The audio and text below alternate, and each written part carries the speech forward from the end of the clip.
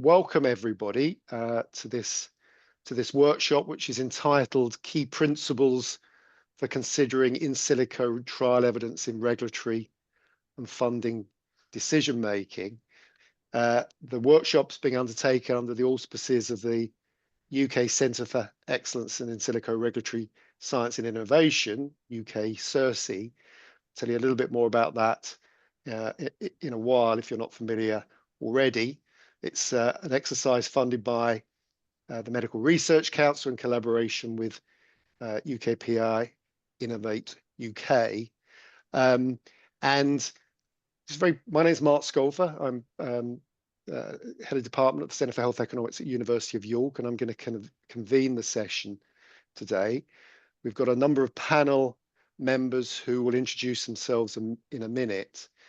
I just want to very briefly show you, if I've got it here, which I haven't, the overview of the agenda for today. I'll just talk about it to start with. So we've got two substantive sessions. So we'll start with just some introductions and with some setting up of our objectives from Marta Suarez. We're then going to have two substantive presentations, one on principles for regulatory and funding decision making, and in particular the role of in-human clinical trial evidence in that context, and Natalia Kunst will present on that for about 20 minutes. It's in your agendas for 25 or so, a bit shorter than that, and we'll have points of clarification from the audience and from the panel after that. Following which Carl Claxton will talk about integrating in silico trial evidence in decision making. And we have then our panel. We have some panelists who have been asked to prepare some reflections on the presentation. So Pooja, Miles, Diffrig Hughes, Oscar Della Pasqua, and Dalia Dawood, who will introduce themselves in a minute. They're going to present for 5 minutes. But we've also got two other panel members who were delighted to have been able to join us, Neil Hawkins from University of Glasgow, Tom Walker from NICE, who will also be contributing. And the idea is that the panel, I think, will interact flexibly. And we're hoping for lots of comments and questions from the broader audience.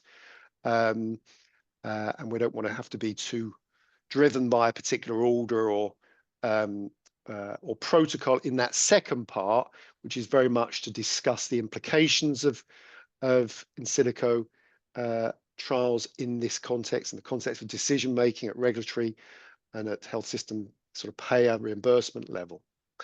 So let's go next just to introducing the panel. I'm simply going to go around the screen in the order which they appear on my screen. So I'm going to start with, if I may, with Tom Walker. I wasn't expecting me to first, you come on my surprise, thanks. I'm Tom Walker, I'm a Principal Advisor in the Health Technologies Programme at NICE. Thanks, Tom. Diffrig. Good afternoon, I'm Diffrig Hughes, Professor of Pharmacoeconomics at Bangor University in North Wales. Natalia. Hi everyone, my name is Natalia Kinst. I'm a Senior Research Fellow at the Centre for Health Economics at the University of York. Carl. Carl Claxton, Senior Researcher here at the Centre for Health Economics. Marta. Hi, Marta Suarez, Professor at the Centre for Health Economics, University of York. Pooja. I am Pooja Miles. I work in the UK regulator of medical products, the MHRA, and I am director of the MHRA's Real World Data Research Service, CPRD. I also support a lot of the regulatory science initiatives. Thank you. Dalia. Hi everyone, I'm Dalia Dawood. I'm Associate Director for Research at NICE Science Policy and Research Team. Oscar. I'm Oscar de la Pascua. I'm Chair Clinical Pharmacology and Therapeutics at UCL in London, and I deal with basically in silico trials and evidence for rare conditions, including pediatrics. Neil. Hi, my name is Neil Hawkins. I'm Professor of Health Technology Assessment at the University of Glasgow, Scotland. I'm also currently a member of the NICE MedTech Committee and Vice Chair of the NICE Diagnostics Committee. Pleasure to be here. Thanks, Neil. And last but by no means least, Alex Frangi, who is also the PI, the overall PI and lead for the centre. So Alex, over to you, and perhaps say a few words about the centre. Yeah, thanks a lot, Mark. So I'm Alex Frangi. I'm Professor of Computational Medicine, both in Computer Science and Health Sciences in Manchester. And indeed, I'm leading the UK CEiRSI. So I just wanted to say thanks to all of you for participating today. I just remind everyone that what we are trying to do through the CEiRSI is bring together industry, regulators, academics to both understand, advance in silico technologies, understand the best practices and applications of these techniques, and also trying to foster collaboration across all of the stakeholders. We believe that this is an exciting technology and opportunity, but it also has a number of questions and challenges that we need to address, and that the best way to accelerate adoption is through this co-creation process and bringing very, very different disciplines, like this panel itself demonstrates, but also some of the other webinars that we've been holding so far. So thanks a lot.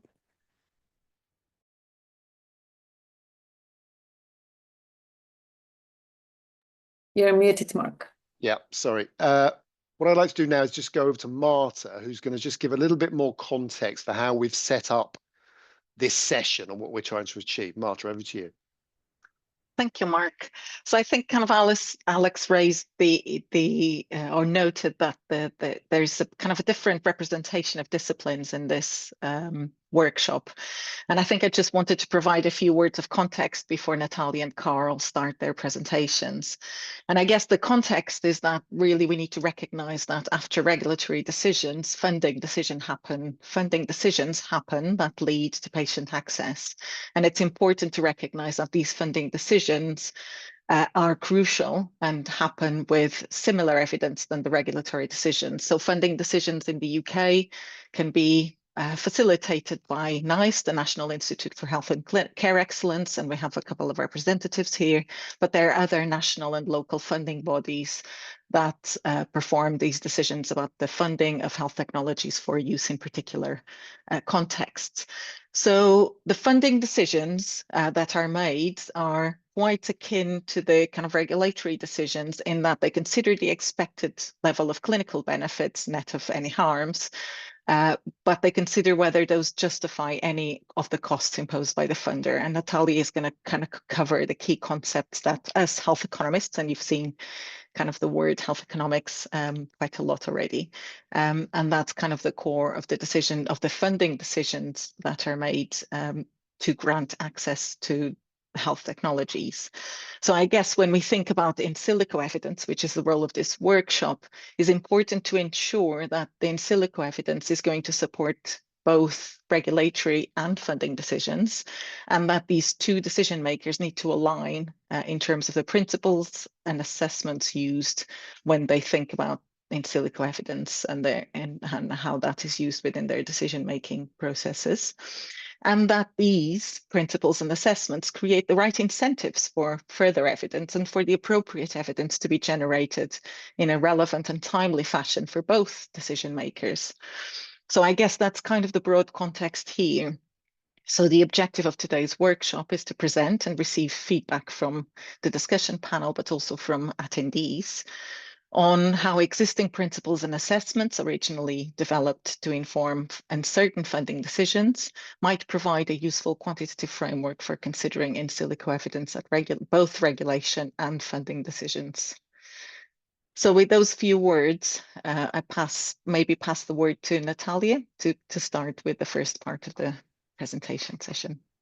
Yeah, Natalia, if you could share your slides. I just want to say to the broader audience, there is a Q&A button on the screen, and we would very much welcome any questions or comments at any point. We may not answer them immediately if one of our panel is talking, presenting, but please do put them up there at any point, and we will certainly get to them over the course of the workshop.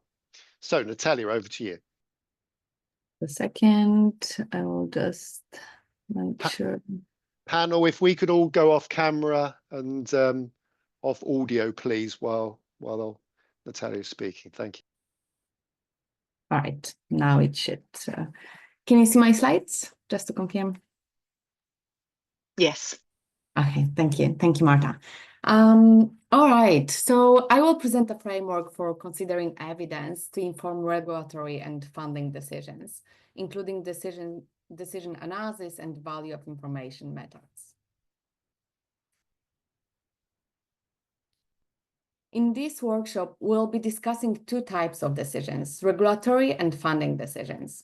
While regulatory bodies frequently make decisions on whether new medical interventions are effective and safe and should be marketed, funding bodies aim to determine whether the new intervention should be funded by assessing how well the intervention works in relation to how much it costs the healthcare system. And both regulatory and funding bodies have similar principles for making their decisions. More specifically, they aim to provide patients with early access to effective and safe interventions. And to inform their approval decisions, they assess whether the benefits of the new medical intervention outweigh the associated negative consequences. When it comes to regulatory decisions, this assessment is based on benefits and harms associated with the new intervention. We estimate the incremental net clinical benefit, and if we obtain a positive value, the benefits of the new medical intervention are higher than the associated harms. To perform this assessment, evidence from pivotal trials is usually required. When it comes to funding bodies, they also make their decisions based on incremental net benefit, but this estimate is positive if the incremental benefit exceeds the opportunity costs.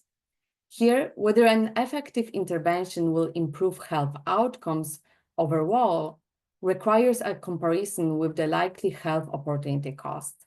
That is, the improvement in health that would have been possible if any additional resources required had instead been made available for other healthcare activities. These funding bodies aim to ensure that the decision to approve the new medical intervention is expected to improve rather than reduce health outcomes overall. To determine this, we need several estimates in addition to the benefits and harms associated with the new medical interventions. These additional parameters, which we call here other, are needed to transform B and H to long-term mortality and morbidity outcomes. We express these health outcomes using a generic measure such as a quality-adjusted life year. It is important to use a generic measure because it enables comparisons across different diseases and populations.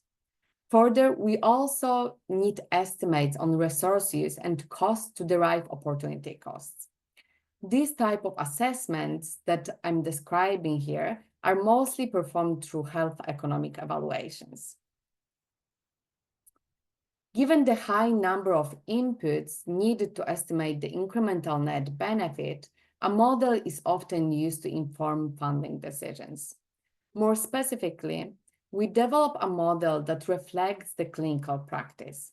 This type of model is informed with a number of input parameters and predicts desired outcomes, which we use to estimate incremental benefit and opportunity costs and the incremental net benefit. The large number of model inputs of various kinds, including clinical parameters, economic parameters, and health-related quality of life parameters, require gathering evidence from a range of sources. Depending on the input, the preferred study type of choice would be different. For example, while we would use an RCT to inform the input on clinical effect, we would prefer observational studies which are not conducted in highly controlled conditions, to inform input parameters on disease characteristics, such as prevalence, incidence, or recurrence rate. Some model inputs may be currently unknown and cannot be informed using any evidence because no data exists. In these cases, the unknown model inputs may sometimes be obtained through model calibration, a process of determining the parameter values that result in model outputs that fit to empirical data. In addition to calibration, other sophisticated estimation methods, such as statistical methods, may also be considered if the available data allow for indirect estimation of input parameters of interest. Importantly, the evidence base used to inform many of model inputs is often weak, leading to high uncertainty. So, as I have already mentioned, both regulatory and funding bodies aim to enable early patient access to new medical interventions, and they perform qualitative and/or quantitative assessments of the available evidence to inform their approval decisions. Here, they often face the question whether the available evidence is sufficient to make an immediate decision. When making this assessment, it is important to remember that there is uncertainty in every regulatory or funding decision because we only have access to a sample of the population of interest, not the whole population. And so the evidence provides a mean and precision estimate based on that sample. Consequently, there is always a chance that the decision the regulatory and funding bodies are about to make turns out to be wrong when more evidence is available. And what do I mean when I say that the decision may turn out to be wrong? Well, I mean that when we have more evidence, we may find out that the new intervention leads to negative incremental net benefits. Consequently, this evidential uncertainty needs to be considered when making regulatory and funding decisions. For regulatory decisions, in the presence of evidential uncertainty, instead of using an estimate of B and H, we use the distribution of clinical benefits and harms. By subtracting harms from the benefits, we derive a distribution of incremental net clinical benefits as presented on this figure. The part of the distribution where the incremental net clinical benefit is below zero represents the number of times that the benefits are lower than the harms, and this is our probability that the decision to approve the new medical intervention is wrong. For funding decisions, as we said, we have a number of model inputs, and instead of using one estimate for each of these inputs, we use a distribution that is informed by a mean and precision estimates based on the available evidence. We use these probability distributions for inputs in our model and rapidly calculate the model outcomes for many random draws. This way, we account for the evidential uncertainty.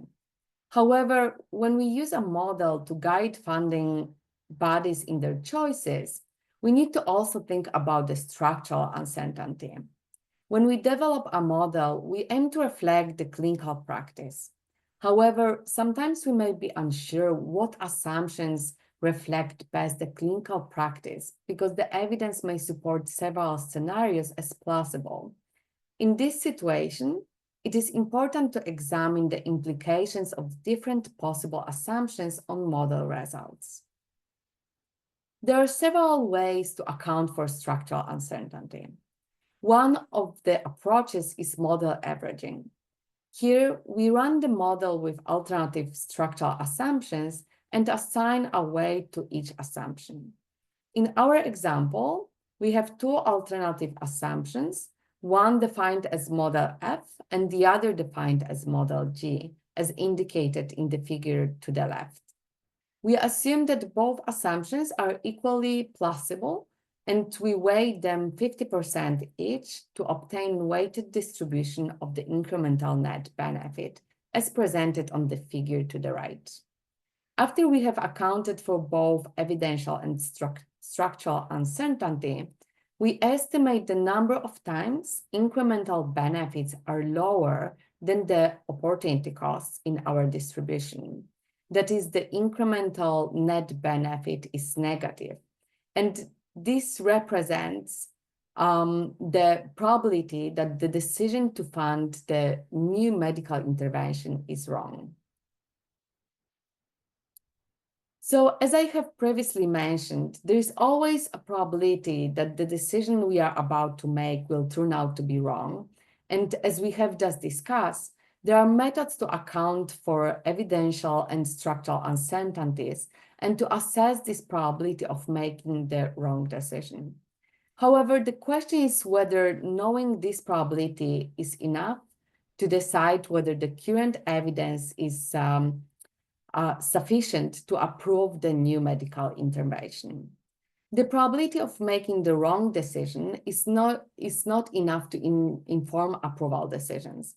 We need to also take into account the potential consequences if the decision we are about to make turns out to be wrong. That is, what would be the costs or foregone benefits? Here, we need to also think about the size of the population that will be affected by the decision, as the consequences of making the decision that will affect as the consequences of making the decision that will affect one person or two people will be totally different than the consequences of a decision affecting several million of people. And including additional information to inform our decision is valuable because it reduces the expected negative consequences of current decision uncertainty. To assess whether collecting additional information would be worthwhile to improve the approval decision, we can use the so-called value of information analysis, which combines an evaluation of the probability of a wrong decision with the consequential loss function. So let's have a simple example of how this VOI method can help us assess the expected consequences of making the decision based on the currently available evidence and determine the value of additional information to reduce the uncertainty in the approval decision. In this example, the brown line indicates the prior distribution of incremental net benefit. We assume that the new medical intervention has a positive expected incremental net benefit. Consequently, the results indicate that we should approve this new intervention. However, due to the decision uncertainty, there is a probability that this decision would be wrong and that we would need to face negative consequences. This is the red shaded area in the figure. If it turns out that the incremental net benefit is actually negative, the wrong decision would have been made, and the payoff would have been higher than the decision being to go with the standard of care instead of the new medical intervention. In other words, this is the loss which can be expressed in health due to approving the suboptimal intervention. Now, suppose that we can information collected through our research study, which will reduce uncertainty in the incremental net benefit. That is, reduce decision uncertainty. The results from this additional research study can be predicted with the likelihood function, where the most likely value of the sampled incremental net benefit is its prior value. This additional data will tighten the distribution as presented with the black line. Thus, with the additional information, the probability of making the wrong decision and the expected negative consequences of current decision uncertainty are reduced from the previous wider red shaded area to this small red shaded area. The shaded green area is the value of reducing the expected loss associated with current decision uncertainty by including additional information to guide the decision making. So in this part, I have presented how decision analytic methods, including value of information analysis, can help regulatory and funding bodies make more informed decisions. As I have mentioned, there is always uncertainty in our decisions. And the value of that uncertainty is the value of further evidence that could be gathered to reduce that uncertainty. To answer the questions whether additional evidence is required to support approval decision for the new technology, we need to answer questions such as how uncertain are the expected benefits? Does this uncertainty matter? That is, will it change the adoption decision? And how much does it matter? That is, what are the consequences of getting it wrong? The decision analytic methods that I presented can help to answer these questions, and they can further help identify the type of additional evidence that would be the most valuable for the decision and the research designs that would be worthwhile. And with this, I would like to thank you for your attention, and I'm happy to answer any clarification questions before we'll move to Carl's part. Thank you, Natalia. That was really clear. Thanks very much. So we have got an opportunity for any particularly points of clarification. I'm not going to police that strictly, but we're going to reserve more substantive discussion until after Carl has spoken. Neil. You're muted. Thank you. Just one very quick question. Is this a good model of regulatory approval? Do they actually estimate net benefit on a single dimension? How does it work in practice? If this is too substantive, please feel free to leave it for later.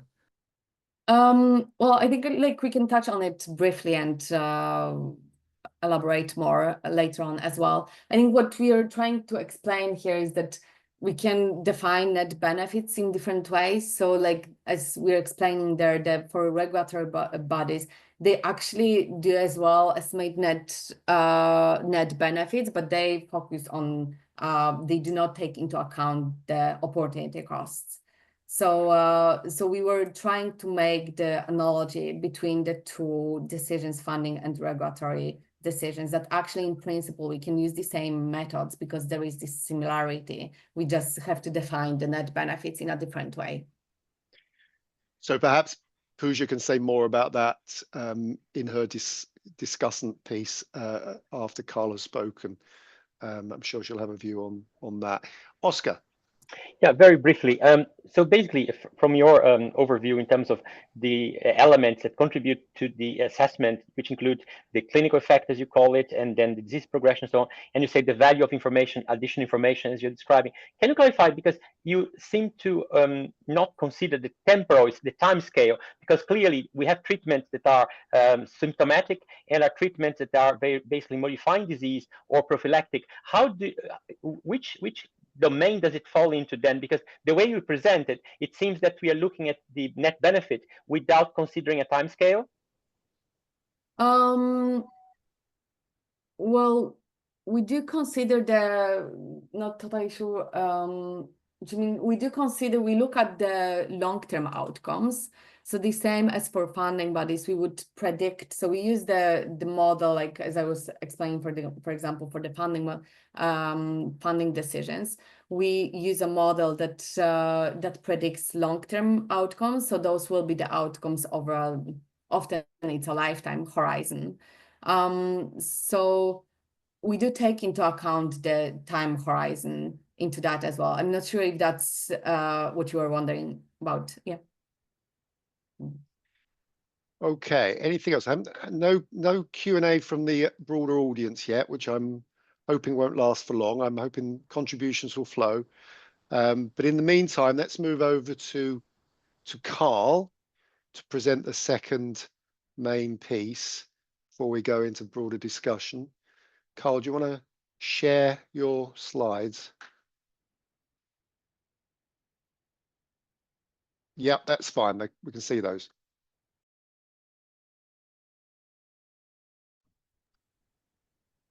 So over to you. Good. Okay, thank you. So in this section, I want to start to explore how consideration of in silico trial evidence could appropriately inform regulatory and funding decisions by placing it within that framework of decision analysis and valuable information that has been outlined by Natalia. So,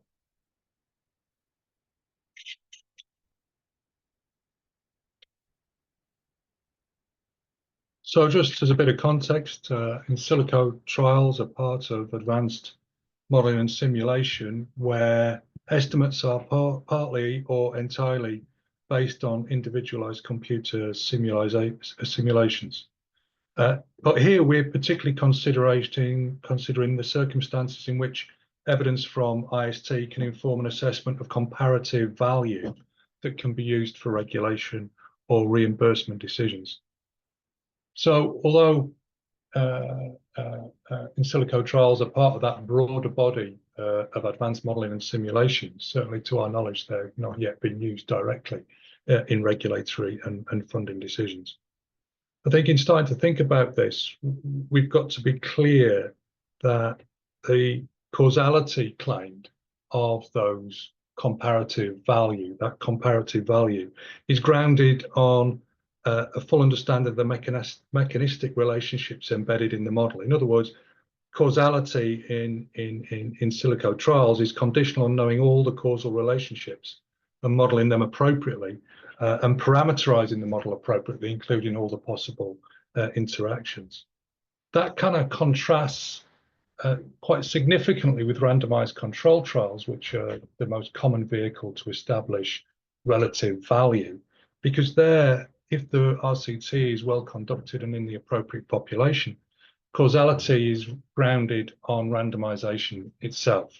So you don't actually need to know the underlying causal mechanisms. You just need to know that the randomized trial has been well conducted in the relevant population and has sufficient sample size to reduce the uncertainty to the point at which you don't feel you need additional information.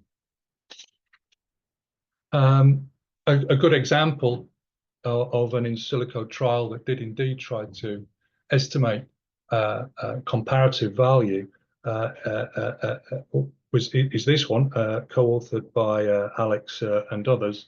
In this particular example, this examined the performance of a medical device, a flow diverter for the treatment of intracranial aneurysms. They were able to simulate a whole range of different anatomies and then applied computational fluid dynamics to predict the flow diversion success rate. In other words, that understanding of flow dynamics combined with being able to simulate particular anatomy was the causal mechanism. The important thing here is that those predicted success rates replicated the results of 3 other randomized controlled trials. So in this case, we can say that the in silico trial did indeed reflect all, or at least all relevant causal mechanisms, because it was able to replicate those clinical trials. And certainly in hindsight, in this particular example, we could conclude that really we could have based an assessment of performance on the in silico trial, and maybe we didn't need those 3 RCTs. However, that's with hindsight, and hindsight is a wonderful thing, but is not available to us. So it poses the question, how are we going to think about in silico trial data alongside RCT data? So in this presentation, I want to consider how existing principles originally developed to think about uncertainty around funding decisions and medical technologies might provide that useful quantitative framework of how we consider in silico trial evidence in those decisions. I think we want to answer a couple of questions. How can we take account of the and capture the value of in silico trial evidence while accounting for the additional structural uncertainty that might be associated with it and mitigate the risk of bias? And in what circumstances might the use of in silico trial evidence start to reduce the amount of RCT evidence that we might need in order to be confident in making regulatory and funding decisions with the savings in terms of time costs, opportunity costs that might provide. So it's RCT evidence that typically supports regulation of funding decisions, and primarily because we can be assured that as long as that's been well conducted and designed for the appropriate population, it provides us with an unbiased estimate of incremental net benefit, or incremental benefit for regulation, which we can use to estimate incremental net benefit for funding decisions. IST evidence provides an estimate of incremental net benefit as well, but that includes parameter and, importantly, structural uncertainties. So as we've said, those estimates of incremental benefit we get from in-silico trials are not guaranteed to be unbiased. It can't ensure that all structural and parameter uncertainty has been comprehensively and appropriately characterized. We can only regard it as unbiased and have fully reflected all the sources of uncertainty if we're quite confident that all causal mechanisms have been identified and parameterized appropriately. So, what should we do? Well, of course, if we have RCT evidence, then which is costly to acquire, both in terms of time, resources, and opportunity costs for patients waiting for access to medicines. If we have RCT evidence, of course, we can identify any bias that might be associated with in-silico trial evidence. We can gauge that bias. But knowing that it was biased in hindsight isn't particularly useful. If we gather the same amount of randomized control trial data, whether or not we have in-silico trial data, then we kind of lose the value of that in-silico trial evidence. On the other hand, without the RCT evidence, then our judgments and decision-making using in-silico trial evidence has got to be based on some judgment about model credibility.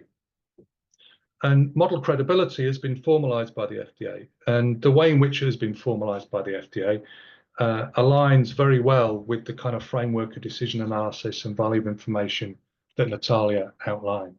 So what does the FDA say about how we should think about model credibility? I think it quite usefully identifies kind of two different aspects. One is model risk, the probability that the model might lead us to a false or incorrect decision about whether a new intervention is effective. In other words, that probability of error, the decision uncertainty associated with basing our decisions on this model. And secondly, the decision consequence. What is the significance of the adverse consequences of getting that decision wrong? In other words, the consequences of error. And as Natalia has shown us, that combination of understanding probability of error and consequence of error is the value of information. That is the value of acquiring more evidence to reduce our decision uncertainty. So, how might we think about using IST evidence in decision making?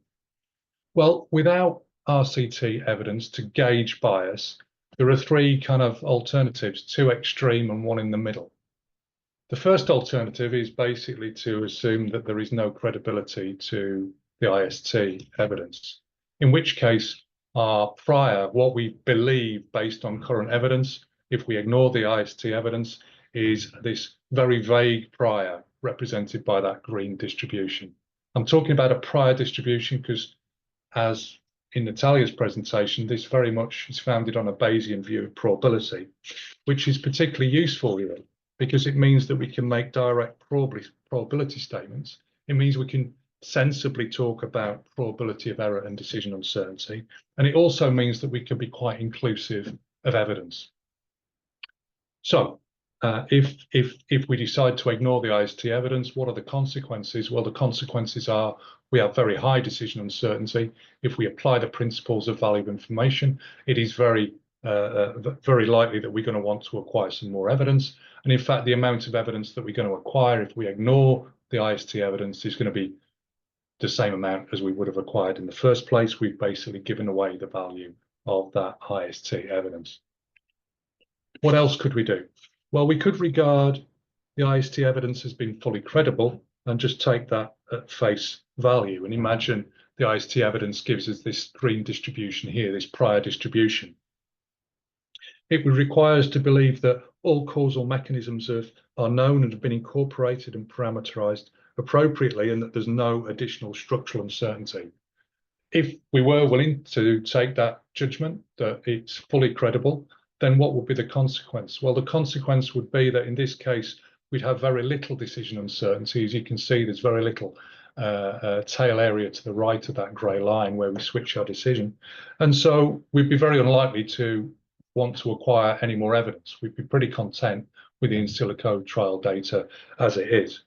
Now that sounds great, but the problem is, of course, we run the risk of basing decisions on potentially biased evidence. So what might we sensibly do?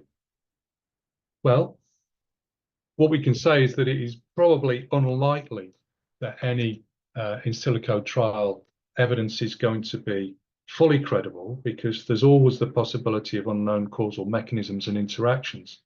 So really, we require a judgment of credibility between these two extremes. The In-Silico trial evidence is true, or we know nothing and we have a vague prior. So that judgment of credibility, we can think of that as the probability that the IST evidence is credible. And that means that we can have a mixture of these two priors. The two priors represented by the grey distribution, the vague, and the IST evidence. And then those green distributions represent, if you like, a mixture prior, depending on the level of credibility we assign to the IST evidence of 0.8, 0.5, and 0.2. What are the consequences? Well, it means that our decision uncertainty, our probability of error, and our need for additional evidence is going to depend on that judgment about what weights. In this case, if we place a higher weight on the In-Silico trial data, then the probability of error is going to be lower, and our need for evidence is also going to be lower. But of course, it poses the question, what weights, and can those weights be informed by randomized controlled trial evidence? So how would we combine both IST evidence and RCT evidence? Well, imagine that our initial assessment, based on our assessment of the credibility of that IST evidence, is the green prior distribution, which is where we assign a probability of 0.8 to the IST evidence. And imagine we start to acquire some RCT evidence to gauge whether that is to improve our estimate. Now, in this case, our sample information, the true value of these data is given by that blue vertical line. So when we acquire more sample information, a small amount of sample information, we actually reduce our precision. That distribution, our posterior distribution, after we've updated our prior with the sample data, is actually more diffuse, and we've got more decision uncertainty. And the reason why that's happening is because in this particular case, we've got an inconsistency between the trial data and the In-Silico trial estimate. Now, of course, as we acquire larger amounts of sample information, as we increase the sample size from 5 to 10 to 15, and we update that prior, we increase precision, we reduce decision uncertainty, and eventually, as we acquire enough data, the influence of our initial IST prior distribution starts to diminish. But the problem is the effect of that initial mixture prior persists, and it means that although we've collected evidence that suggests that there was some inconsistency between the IST and our sample data, that influence persists, and it means that overall we're likely to be collecting more sample information through the RCT than we otherwise would have needed to. So how can we improve upon this? Well, one way in which we can improve upon this is to use the observations from trial data to do two things. Firstly, to update our prior to our posterior, but secondly, to update the credibility weight that we might attach to the IST evidence. So in this case, in this example, imagine our initial prior is the green distribution where we assigned a probability of 0.2, a weight of 0.2 to the IST evidence. And now we collect sample information through our randomized control trial. Now what you can see, even small amounts of randomized control trial data very quickly start to provide us with an unbiased posterior estimate, and very quickly start to resolve the decision uncertainty. And the reason why is that trial data is not just updating our prior, but it's updating our estimate of model credibility.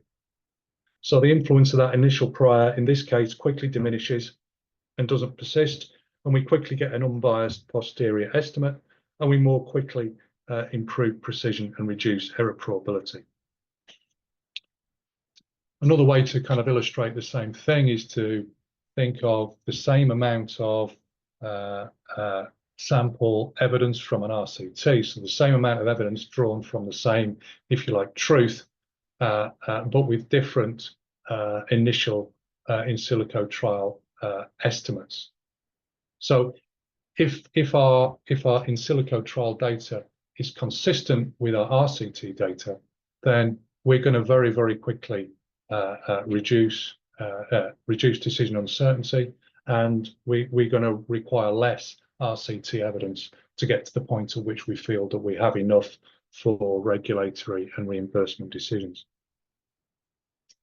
Even if that's somewhat inconsistent, because we're updating the weight, we can still get to pretty much the same position we'd be in if we simply collected RCT data, which is represented by that green distribution.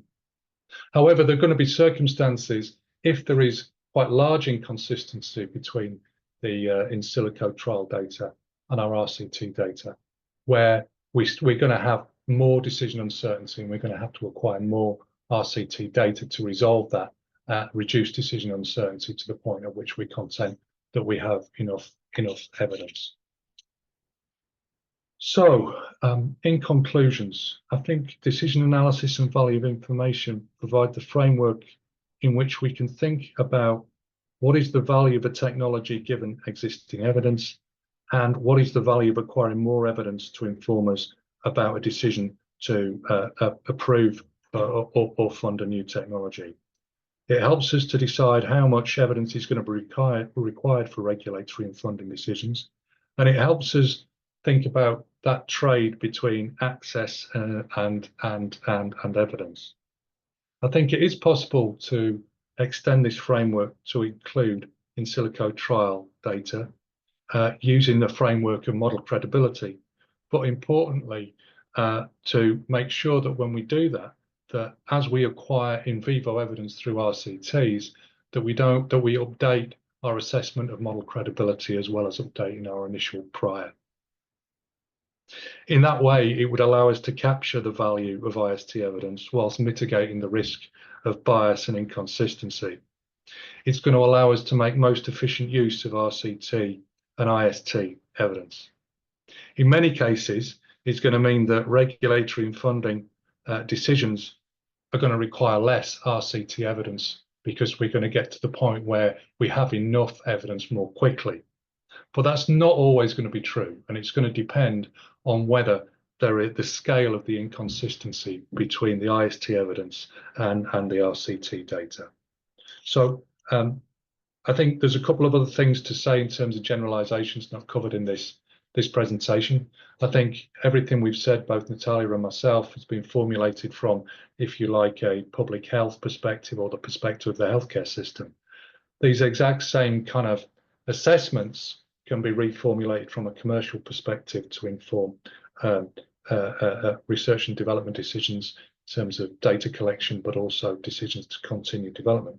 And I think it can also be placed in a framework that allows us to think about dynamic efficiency and the appropriate reward for innovation. So I'll leave it there. Thanks, Carl. As before we go to the discussants, it's an opportunity just for any quick questions, clarifications that anybody wants to make. Do you want to stop sharing, Carl? We'll go back to the main screen. So Alex, I think you had a question which you put on our panel chat, which I'll read out if I may. So the comment is that whilst in-silico trials are often critiqued for their epistemic uncertainty, don't randomized trials also face challenges, particularly around causal inference? So can we rely on trials in the way perhaps that your presentation implies, Carl? I think that's absolutely fair comment. I did try and condition what I talk about RCTs as they are well designed, well conducted in the relevant population. I think you're absolutely right. Just because it's an RCT doesn't mean it's providing an unbiased estimate of our target in our target population. So I do agree with that. I think the issue is if we are thinking about regulation and reimbursement, then we should be designing the trial that will resolve the uncertainty that we face in that decision. So I don't know if that's a full response. I think there's an acknowledgement that not all RCTs do provide us with the unbiased estimate that we need for regulation and funding. But if we're designing a trial to do that, then we need to design trials that do provide those unbiased estimates. Thanks, and Alex might come back later to further cover that topic. Pooja. I was just going to add to that point. I mean, RCTs can be biased, and I am definitely not one of those people who consider them a gold standard. And this is why real-world evidence can be so useful, because it depends on the population. It depends on whether randomization has been conducted appropriately. The issue with models is I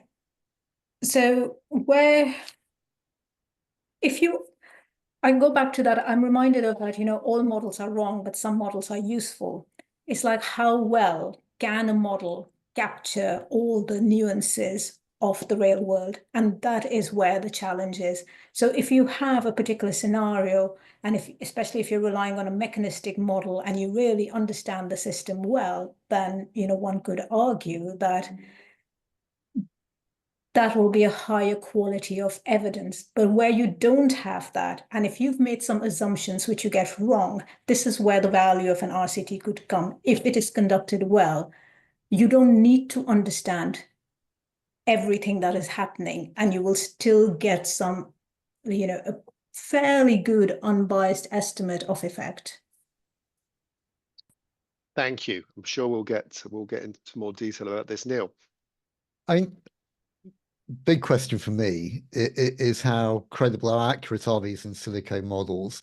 I mean, my career, I started off as actually studying pharmacology. I've worked in clinical development, and all the time I've been struck by the difficulty of predicting clinical outcomes based on basic science. I mean, the example you gave of a cardiac flow, that's a relatively simple physical system.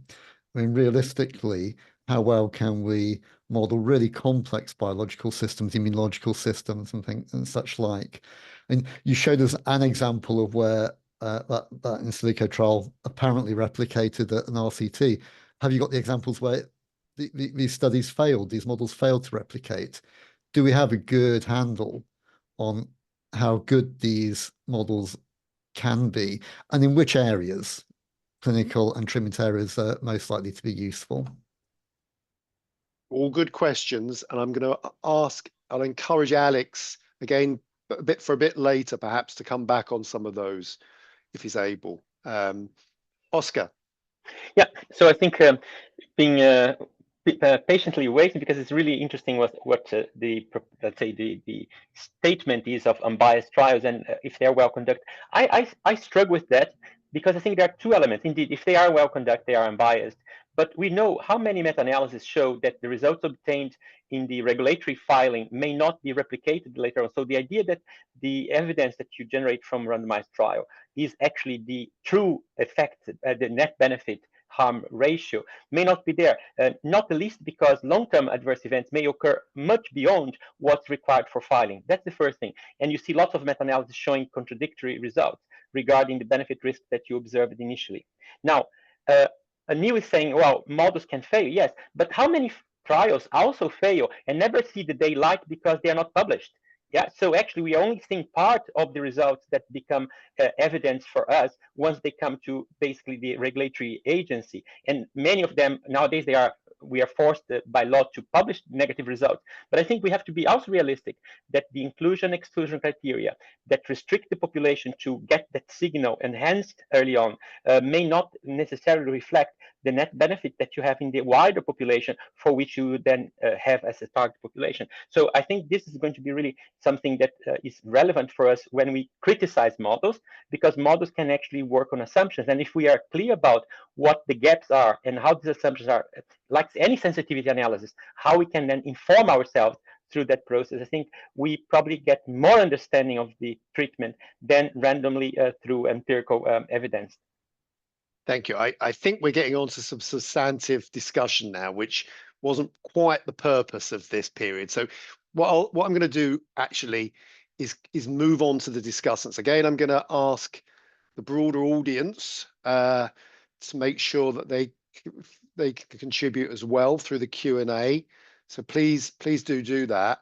But what I'm going to do now is hand over to Pooja to give us some reflections from her perspective on the talks we've heard today and the broad ideas that we're debating.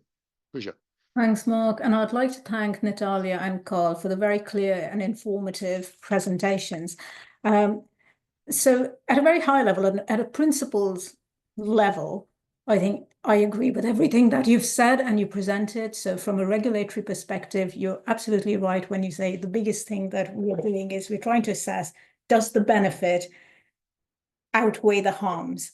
And now one of the interesting nuances about it is that sometimes there might be, if you look at an overall population, maybe that benefit risk ratio doesn't work out, but in a particular subgroup, maybe the benefit risk ratio might be, favorable, and it is for that subgroup then that it becomes a very effective and, intervention. Quantification is helpful, but I mean, the reality is we always love this idea of quantification, but in reality, I think that's going to be difficult to implement. The reality is that these debates happen. There is like a lot of evidence presented for decision making, but then also patient perspectives are taken on board. I think you've covered some of those concepts, like, the consequence is also important. So there might be, it's the benefit harms, but it's like the patient perspective. It's the transparency for them. So sometimes patients may say, doesn't matter, but in our case, we are willing to take on that risk. So sometimes that can also sway the decision. Uncertainty assessment, yes, I mean, that is the holy grail, if we can get an estimate of that. But again, sometimes there is a qualitative element to this as well. So almost like the traditional risk assessment framework. So what is the probability of getting this decision wrong? And what is the consequence? How severe is that consequence of getting that decision wrong? So but otherwise, I felt, you captured as a framework what you presented, Natalia, I thought was really sensible. And in a way, it reflects the current practice, maybe not exactly using quantified measures of benefits and harms as you presented. Going on to Carl's presentation, again, very interesting so I think it absolutely makes sense that if you have IST evidence, but you can actually update that IST evidence using in vivo findings, that makes sense. And if you actually look at a model and you look at the ASME VNV40 guidelines as well, which basically say you need some sort of code verification, you need to validate the model, you need some uncertainty quantification. It is the validation which, again, is the most difficult. And validation, usually involves some sort of in vivo comparison against in vivo data, whether it's animal data or whether it's data coming from RCTs. I mean, arguably, it could also be data which is coming from real world studies out there. So I would say, again, what you've presented principally makes sense. And the challenge here is being able to get all the data and, getting to be able to test your assumptions and to ensure that you have actually captured the various use cases, because that is where the challenge comes. It is like, for example, the MHR has become very interested in pharmacogenomics right now, because we know that it is so difficult to predict that there might be a really small subgroup of people that have a really quirky reaction to a medication because of just how the medicine interacts, because of their genomics profile. So that's all I'm going to say for now. So all very sensible. We can discuss further, Mark, later. Brilliant. That's very kind. Thanks, Pooja. So our next discussant is Digfrid. Over to you. Thanks, Mark. And similarly, I think some of my points will be echoing some of Pooja's points that she's just outlined there. And likewise, I'd like to thank the both presenters for a very clear overview of the subject area. So I think, personally, I think it's important to distinguish the evidential requirements for decision-making framework from both of these perspectives, from regulators and from funding perspectives. Regulators, of course, are primarily concerned with efficacy and acceptable safety, as well as the quality of the product, but we won't go there for now. But it's also to know that how that is in context. So you may have a condition, let's think something like irritable bowel syndrome, and you have a treatment that might cause diarrhea as a side effect. Well, that might not be acceptable. But if it was a colorectal cancer with severe diarrhea as a side effect, then that would be acceptable, because it's very much context specific, even if the quality adjusted benefits are equivalent to any given individual. So it's acceptable harm. So the notion of net benefit, I think, is somewhat different from a regulatory perspective than having a single quality type currency from a health economic HTA perspective. So the second major distinction, in my view, is the reliance on modelling to extrapolate beyond the time horizon of a trial and to understand clinical effectiveness and the basis of an indirect treatment comparison. All this is extensively and widely used in health technology assessment, but it isn't something obviously that would be familiar to regulators, nor would it be probably acceptable in many instances. But that's not to say that modelling doesn't take place in regulatory settings. Extrapolation to other populations, to pediatrics based on renal function, pharmacogenomics, etc., are commonplace and very much reliant on pharmacometrics and different quantitative approaches. Uncertainty, holy grail, both in terms of parameter and structural uncertainty is integral to any model-based analysis. How then this becomes formalised in the context of generating further evidence will, of course, differ between HTA and regulatory context. The proposal for explicit quantification of the incremental net benefit and the associated uncertainty is, of course, established in HTA, but nonetheless, in a regulatory framework, despite many initiatives to try and introduce quantitative benefit risk assessments, they haven't as yet succeeded in changing the current practice. Although obviously decisions are based on both quantitative and qualitative evidence, but explicit quantitative framework for benefit risk analysis is something that's not really taken off. The notion that the value of uncertainty is the value of further evidence to reduce that uncertainty, as Natalia's explained earlier, is of course central to our academic understanding of health economics, but it hasn't really been translated to routine application of value of information analysis in HTA, let alone regulatory perspective. So I think conceptually the methods can be used to define the type of evidence that would be most valuable and even the type of research that could be undertaken. But there has been some reluctance, even within a community familiar with these methods, let alone the regulatory community that would be far less familiar.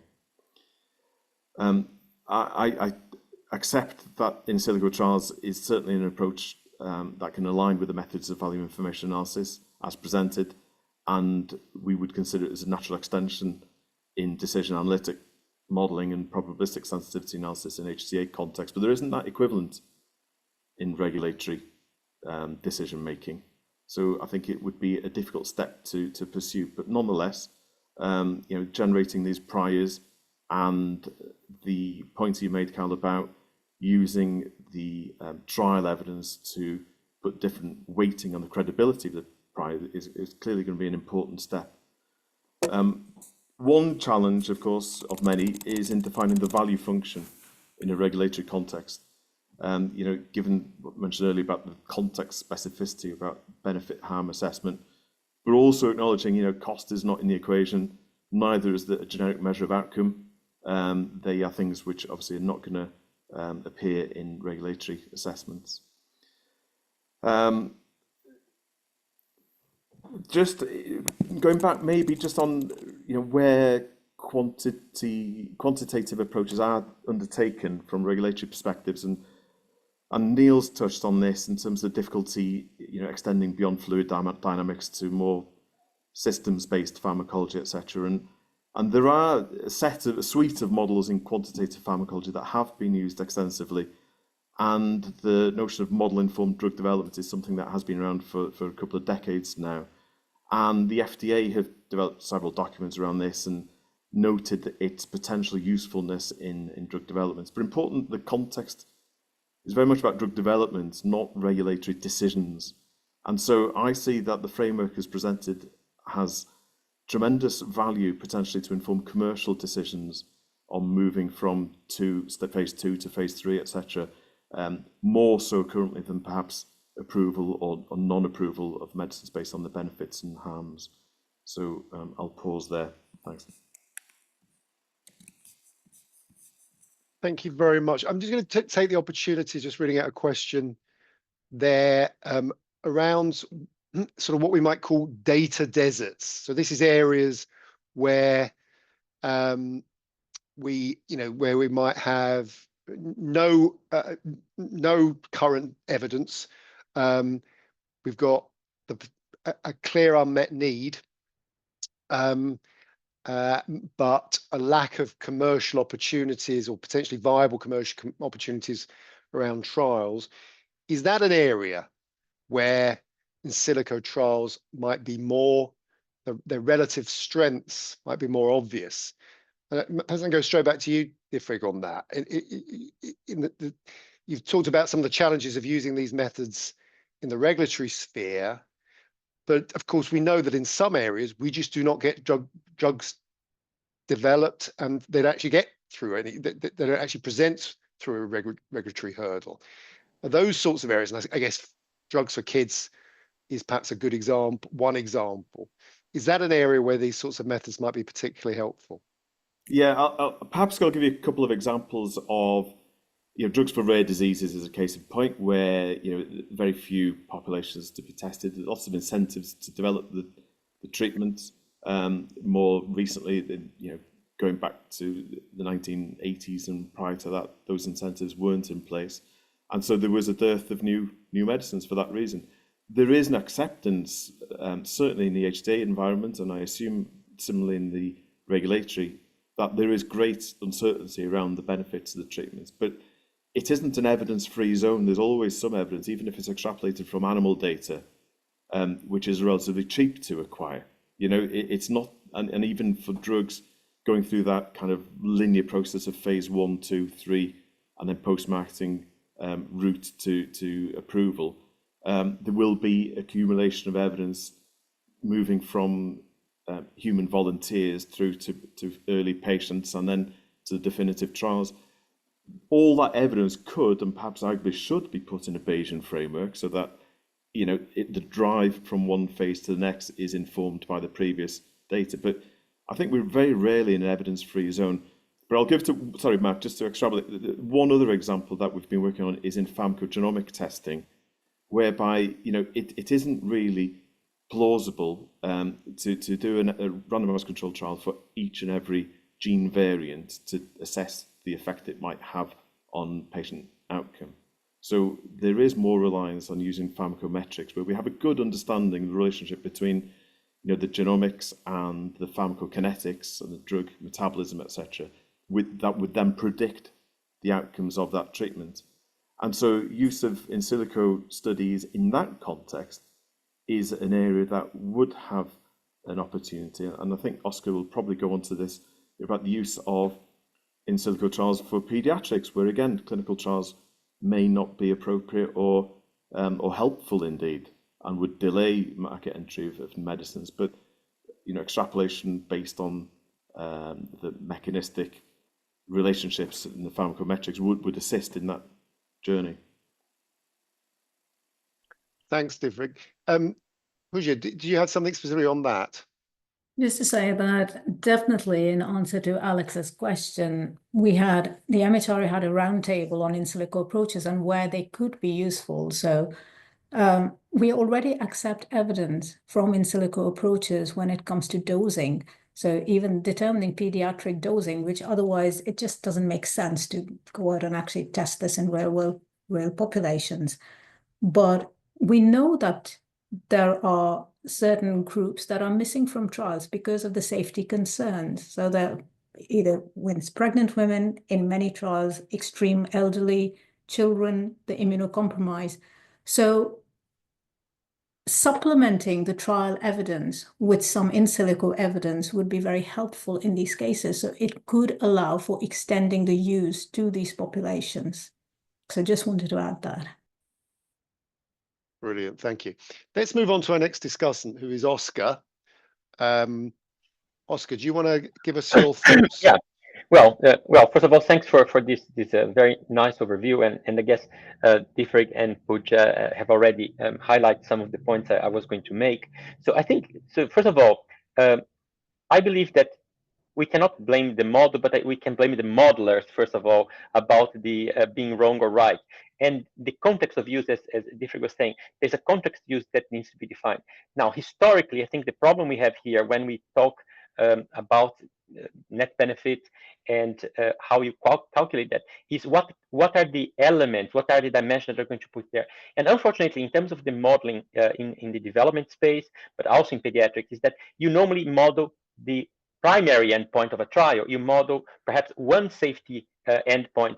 And what we are really, why is this difference in the assessment of the value of the empirical evidence? Because when you do a clinical trial, you have multiple primary, you have primary and multiple secondary endpoints, exploratory endpoints, and you have a suite of things you can look at. When you have a model, usually the emphasis is on the primary endpoint because you want to define the dose, you want to define perhaps one concern on the safety. And there has been not a lot of work done to basically have, I'm not going to say multi-scale model, but to create models that reflect the suite of outcomes that you can get from the trial in an integrated manner. And that has been, I think, a limitation of the expertise around this to do it properly. And I worked many years ago with Divrik and with Carl on the need to move away from QoLIs, because it's difficult for you to make mechanistic sense of that endpoint QoLIs, but MCDA, and I remember doing some work with MCDA, where MCDA allows me to look at each endpoint and integrate PK/PD principles, disease principles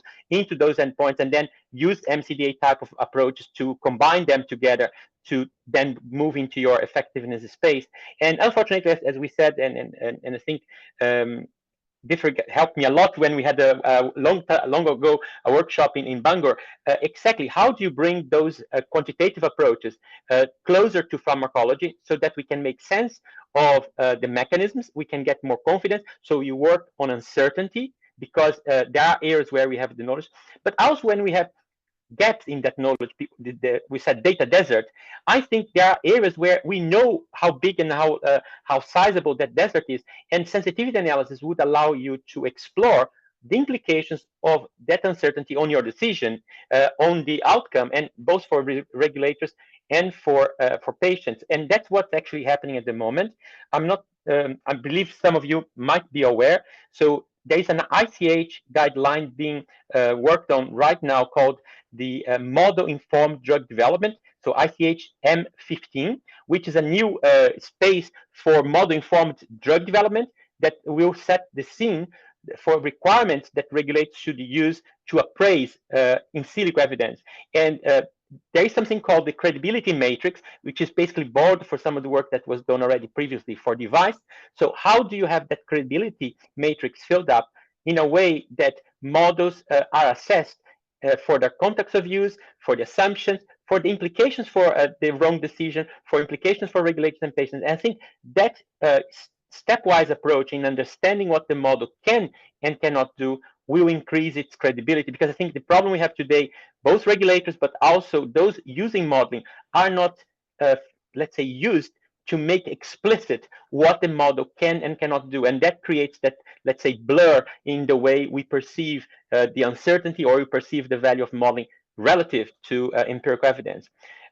I also did something that I feel, especially in the pediatric and rare diseases setting, it's not only doing that assessment when we reach approval or we reach the assessment for funding. We need to dedicate resource to collate information, especially in rare disease. We have registries.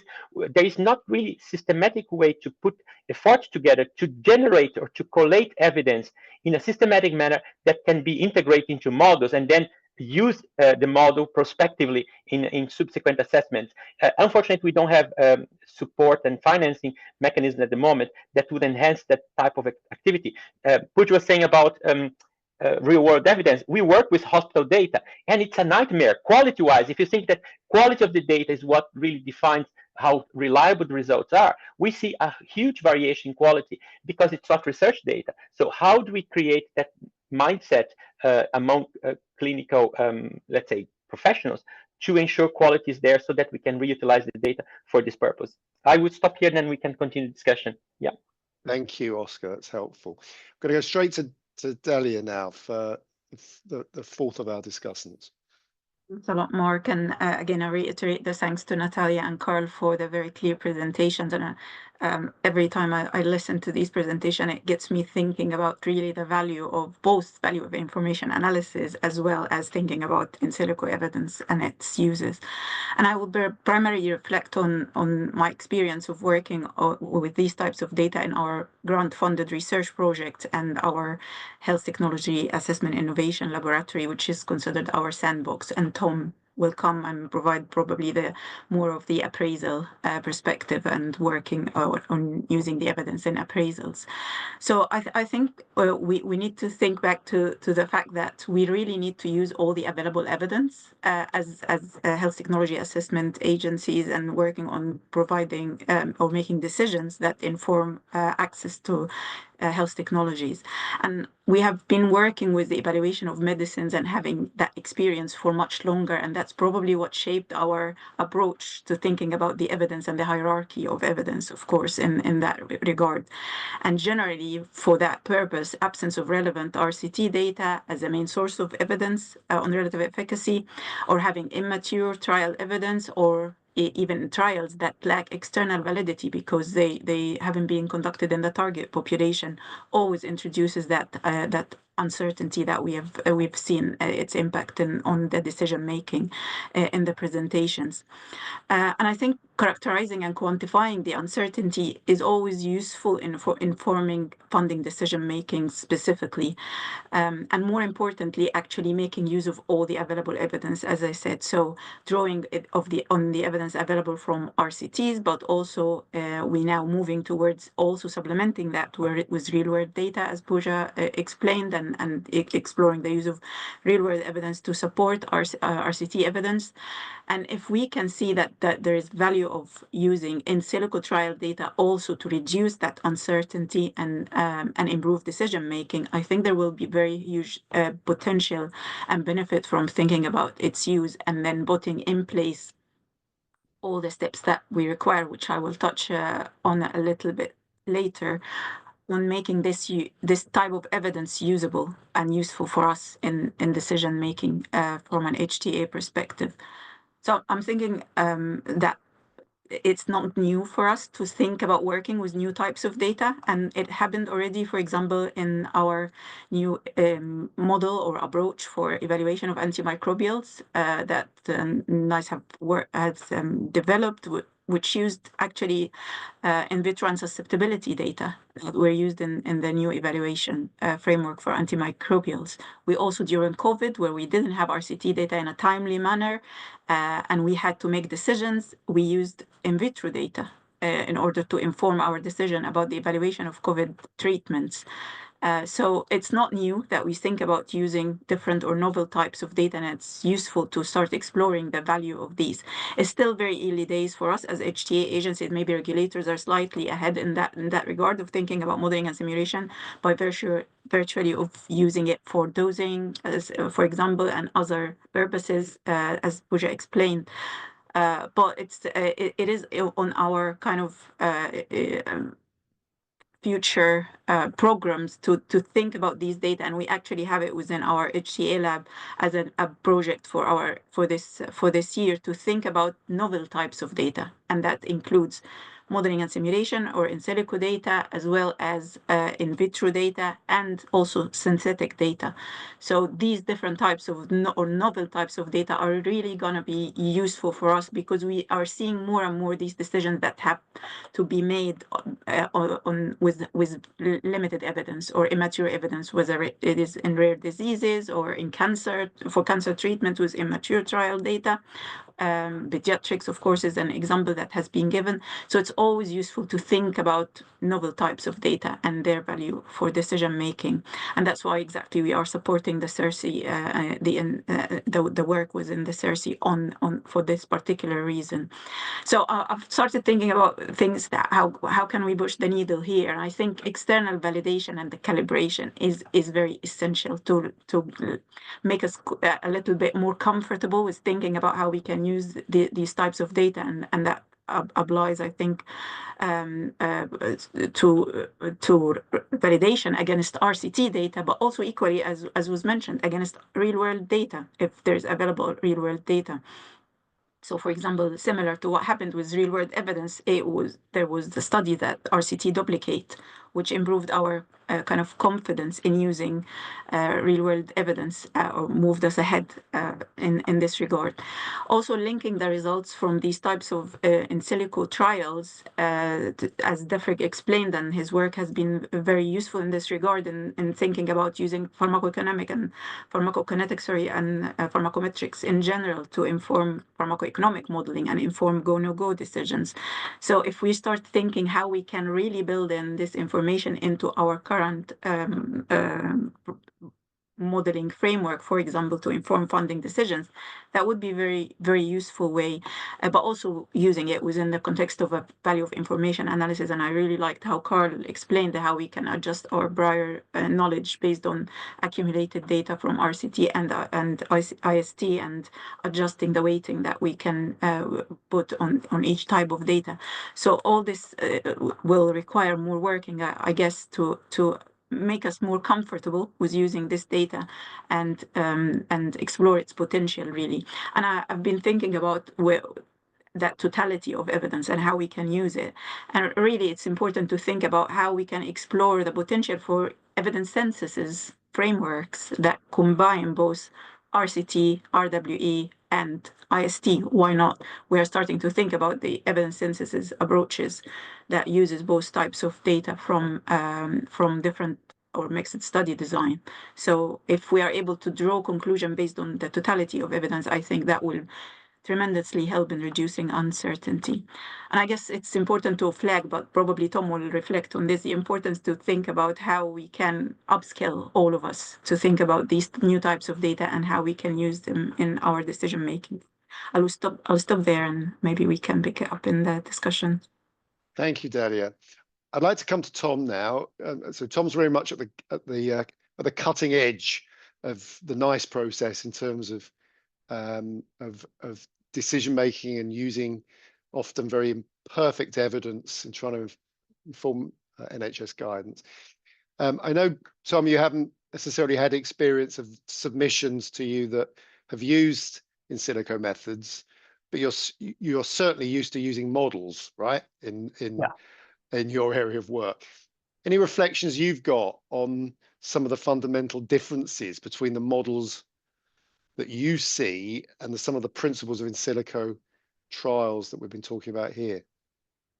Yeah, so I think there are parallels in terms of decisions are made by committees who aren't necessarily modelers, and they get a sort of credibility from models from the checklists that are done, and the same with evidence too. We've got these risk of bias checklists that people who don't necessarily understand the data and the statistical detail in that much detail, but they can get a sense that this is a good study or not, and then sort of weight it appropriately. So it did occur to me that, I think going back to Neil's point earlier as well about and Carl's point too, about the credibility of these models that are produced to produce the data. It needs to be understood by people who aren't going to dig into the equations. You know, an assessment done by people who understand this, but presented in a way that a decision-making committee can sort of weigh up.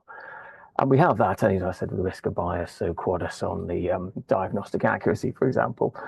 But getting from that for the sort of the continuous credibility score, if you like, it tends to be a sort of, it's acceptable, it's not acceptable, a sort of dichotomy there.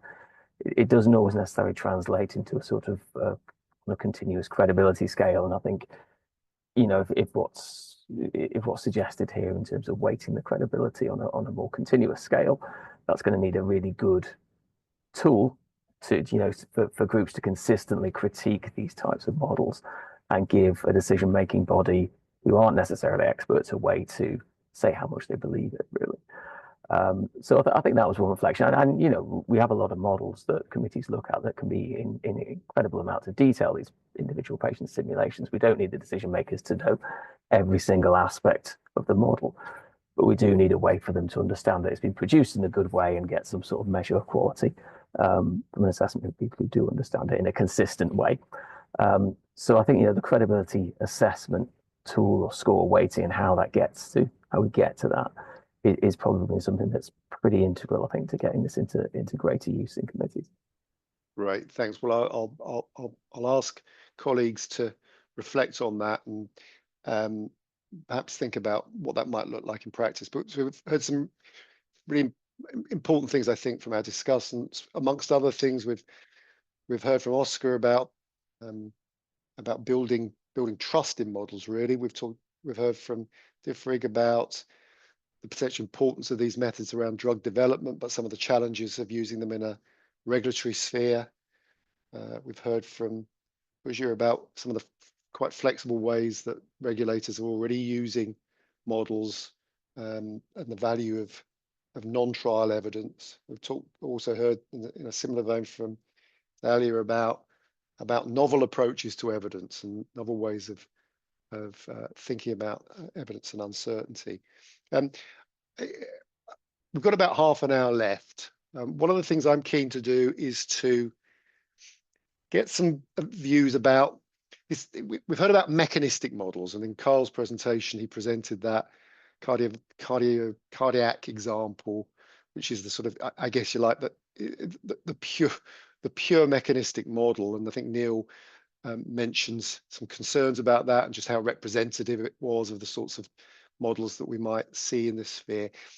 I just want to ask Marta to say something about, because I know she's thought a little bit about this, about how the sort of classical in-silico model, like the classical in-silico trial, compares with some of the models we see more frequently in the HTA field, which also incorporate in a sort of iterative way evidence and data, often using, you know, for example, quite novel approaches to generate data simulation methods, for example. And just, you know, can we tightly define what in silico is in this context, or is actually it's a bit of a continuum of methodology? Would that be fair to say? Thank you, Mark. I think that's quite an important point, and I know that Carl and Natalia set out quite maybe stylistic case where you have a fully mechanistic model and contrast it with perfect unbiased data on true outcomes.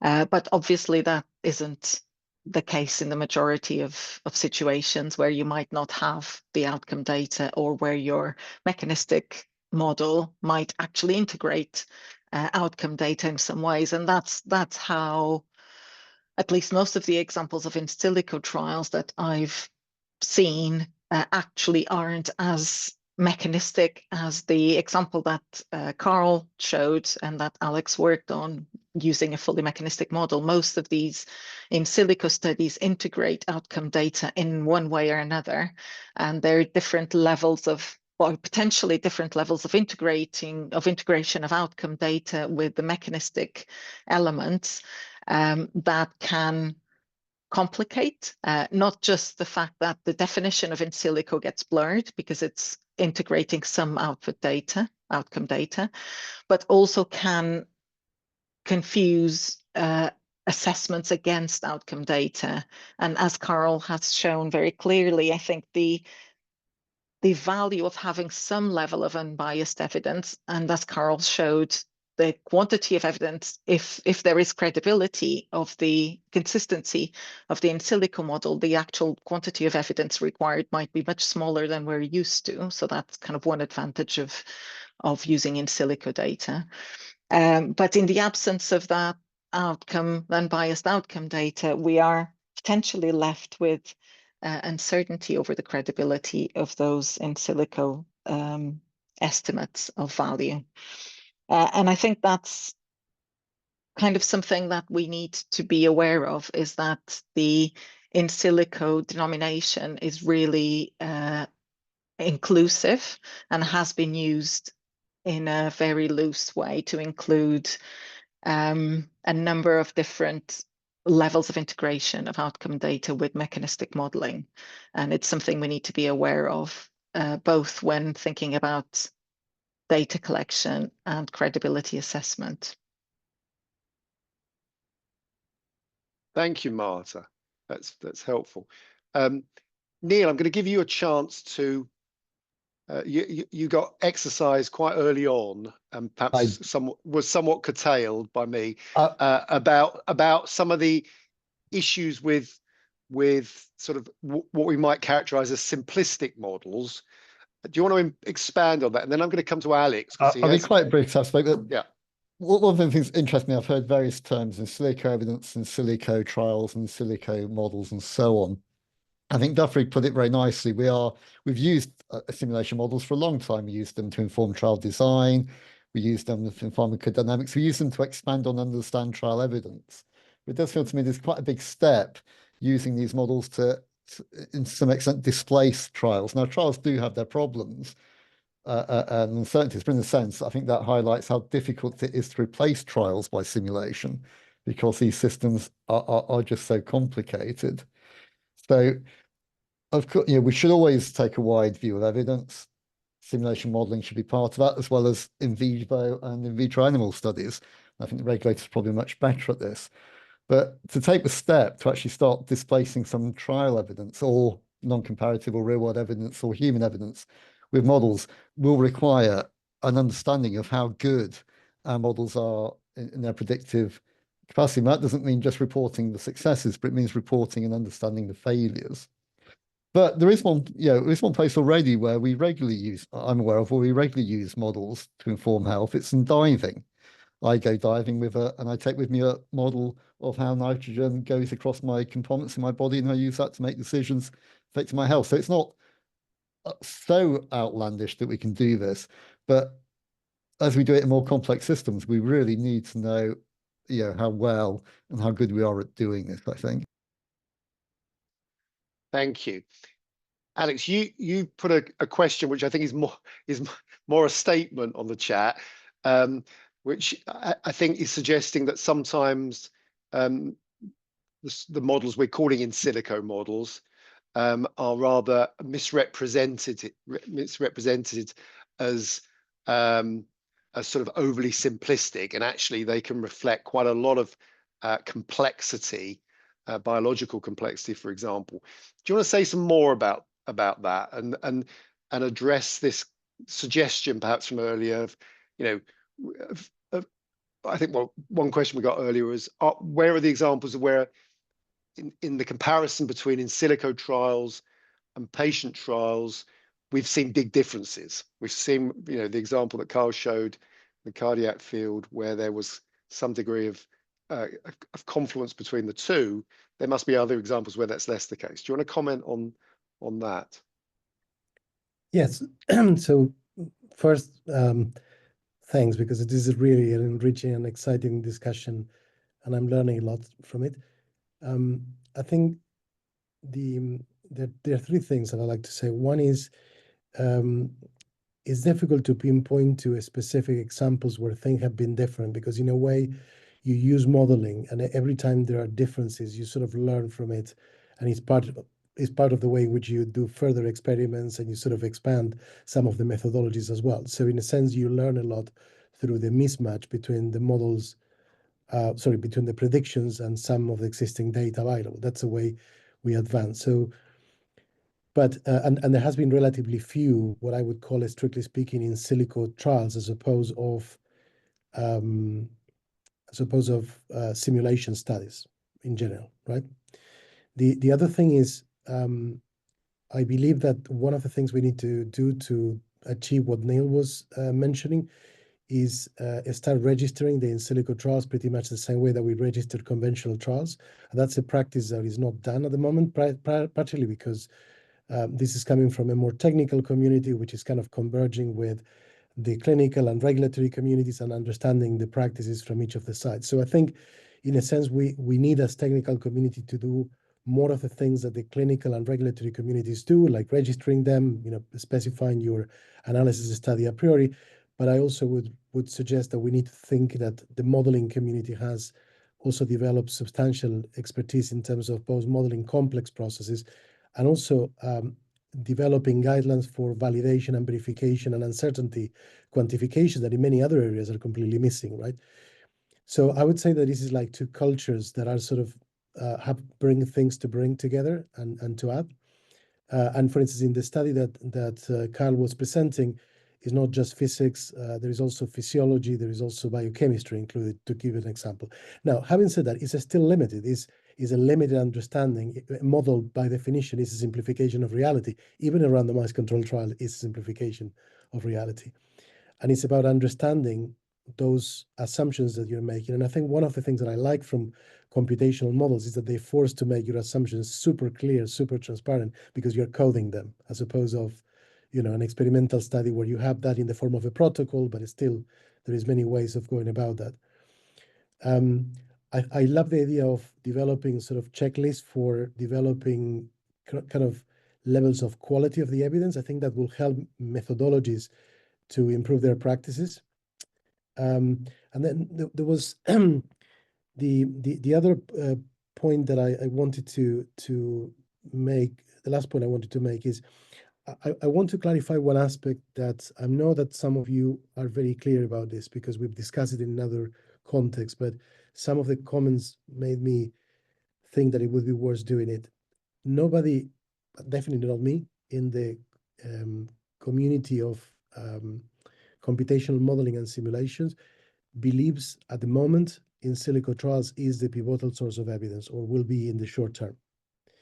I think what we believe is that the way we use currently randomized controlled trials, where we freeze the design space of our product very early on with very little data, and we progress to do preclinical and clinical studies with really a very suboptimal product, and then we have all of these discussions about the quality of the evidence when the quality of the design was very poor in a way, it can be improved, and it can be improved by using in-silico trials as a way to, let's say, kill designs which are suboptimal and explore more exhaustively the design space. So you go to randomized controlled trials with a higher confidence on your design, on the reduced exposure to risk to patients, right? And therefore, in essentially making better decisions for patient outcomes and for investments, which is another source of the equation, which is not public health, but is equally important here as well. So I think that is an important reflection. I think what I would like to see is a framework where we sort of accumulate evidence across the life cycle of a medical product in a way that we move with the best possible confidence with one step to the other one, knowing that there is a cost in reducing uncertainty, and there is a cost in simplifying the design to achieve that confidence, right? in the sense of, say, ethical considerations or inclusivity, for instance, on the products we develop. Thank you. Thanks, Alex. That's helpful. Oscar. No, thanks for this overview, Alex. I was going to just to mention, because Mark, you're asking, are there cases where things went really different, what you predict and what is in a clinic? So there are a couple of examples in psychiatry where there are many factors that a model usually does not pick up. And I know of examples in trials that were run across different countries, and the treatment was the same, but the results were very different, and the model could not pick that up. In depression, for example, major depression, there's a very different placebo response to treatment, and this was not driven by genetics. It was really context, how the treatment is actually applied. So I think this is an issue. But I think what Alex is saying is really important, is that the In-Silico model is really very powerful to optimize information gathering. And I don't think that historically there has been that understanding that randomization is an essential component of a trial, but it's that guaranteeing that's going to be informative to the subsequent use, other than establishing the p-value for the primary endpoint. I think that is becoming very clear, especially in rare disease, in pediatric disease, where you cannot always do powered studies. So informative studies are very important. But Alex also took my actual point here, is that if we think about pharmacovigilance, let's think about how we build understanding of safety, which is indeed, you cannot rely on a sample because of the dimensions that we have to cover with pharmacovigilance. I think that at the moment you start using in silico evidence, that evidence needs to be, it's like a prior and your posterior. You need to feed that in a continuous manner, in a Bayesian way, so that all evidence that is being generated after approval is actually used to update the model, and your model becomes more robust over time and can be used to extrapolate across compounds or across treatments on the same disease. So I think that process that we have in pharmacovigilance needs to be built to enable the use and confidence in silico activities. Thank you. Delia. Yes, I also wanted to comment on your suggestion, Alex, actually, of thinking about this in a sense in the life cycle approach. So the continuous generation and use and combining of evidence as we go through the life cycle of developing health technology. So I think there are some low-hanging fruits, for example, where we can start thinking about how we can use IST evidence first of all, rather than at the kind of the current model of the funding decision after phase 3 trial and marketing authorization. Can we start doing it? And that's something we are exploring within HTA, which is what we call early HTA. So are we able to use this type of data to start us on the process of developing the HTA process, or to continue to work through with the evidence that's generated as we go, and that could actually improve the efficiency of the decision-making process. So definitely there is a scope there that we start using it in the early rather than the full HTA stages, and then to continue to develop the evidence and accumulate the evidence from both the IST with the RCT, and then further down the line, both marketing real-world evidence as well. And I think it's important to flag that using this type of evidence can reduce uncertainty, but it also introduces its own associated uncertainty, as we have heard about the modeling in general not being, it's just a simplification of reality. So what's always useful to improve confidence and in our ability to use this evidence is also developing an approach to quantify the uncertainty in these models, akin to, for example, the approaches that are being developed for the use of real-world evidence, like quantitative bias analysis or QPA. So if we are also able to ensure how can we assess quality and credibility, but also any bias or remaining confounding or bias within the models, that would be really useful also to help us actually operationalize the use of IST and decision making. Thank you. Ifrik. Yeah, thanks, Mark. A couple of somewhat random points. Firstly, I don't know if anybody's come across model-based meta-analysis as an approach.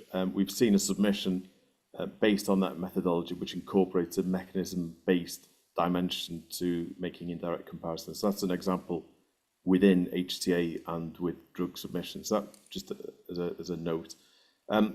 Second point, picking up on Oscar's point earlier about the transition from different stages as evidence is accrued, and the late Lou Shiner, who's one of the founders of pharmacometrics, came up with the paradigm thinking of learning and confirming, so that you would undertake your initial trials to learn, and then you would confirm it in the following one. So it would be using that data and the evidence, importantly, iterative. And I don't think he proposed a Bayesian framework for that specifically, but it does kind of marry up with some of the discussion points here.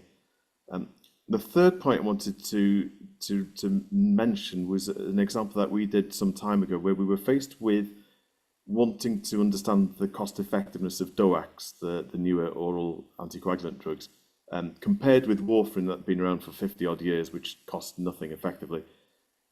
In the context of a pharmacogenetic test being available to optimize the dosing of warfarin, there were no clinical trials proposed at the time. And so we did a pharmacometric, PK/PD mechanism-based model to predict the time in range for warfarin. And that then could be linked with known associations between that variable and the risk of bleeds and strokes. So it kind of integrates, and it fitted neatly within that extrapolation from an intermediate biomarker through to an endpoint clinical outcome. Subsequent to that, a clinical trial was actually undertaken, and so we did make the comparison between our predictions with the trial results, and they were comparable. I mean, obviously there were some differences, but the broad picture, the ICEs were very similar in consequence to that. So just highlighting that some of these approaches have been undertaken in different contexts.